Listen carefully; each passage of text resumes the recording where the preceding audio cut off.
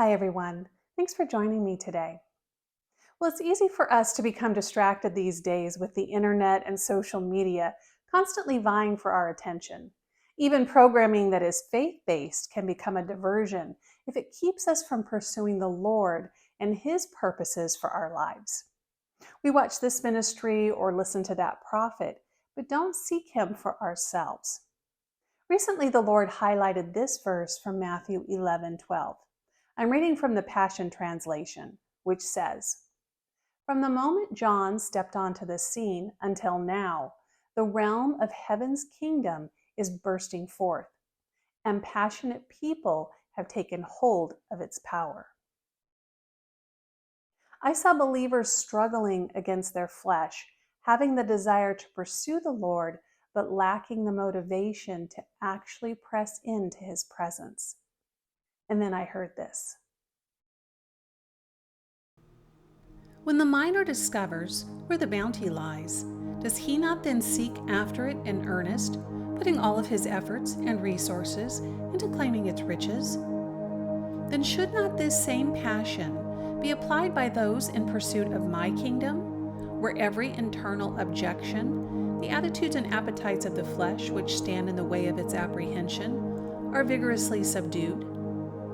However, a vast number of those who regard themselves as saved have yet to recognize that even now darkness impedes their way, and as such, they are not walking in the fullness of their kingdom identity. For until these perceive that the enemy still occupies portions of their inner man, indeed shall their internal freedom be inhibited. And since in the modern day church, the enemy is not taught to be a real threat. After all, believers now stand among the elect, and therefore needn't be concerned about the devil, as it is only the lost over whom he has any power. As such, do these remain shackled by chains that could easily be shaken off. Then a spiritual apathy has overtaken many of my children, for they are indifferent to the ongoing battle in the unseen. They cast off every notion that the demonic is still at work in their lives, thinking it has nothing really to do with them, choosing to believe that once they were saved, all darkness had to flee. As a result, they then apply behavioral modification tactics to curb any ongoing sinful habits, instead of contending with the darkness to which they are still in agreement.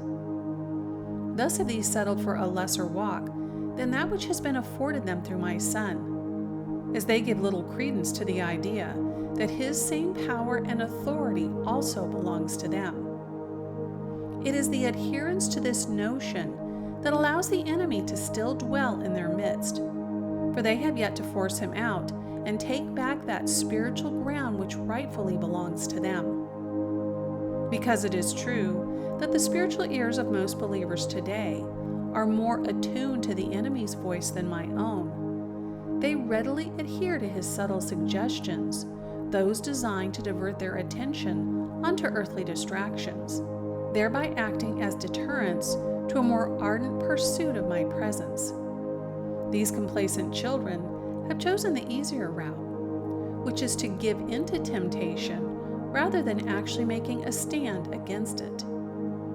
Since this indolent bunch do not regard their kingdom privileges as something worth earnestly seeking, the greater internal freedom that would surely be known upon this noble quest shall never manifest, as it is only those who run hard after me that shall reap this form of reward.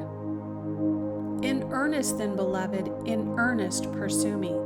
No longer give room for the voice of the enemy to lure you off course, for surely shall the enemy's words urge you to seek that which entertains, so that he is able to maintain his position in your life, as the one who is complacent lacks the internal fortitude to send him away.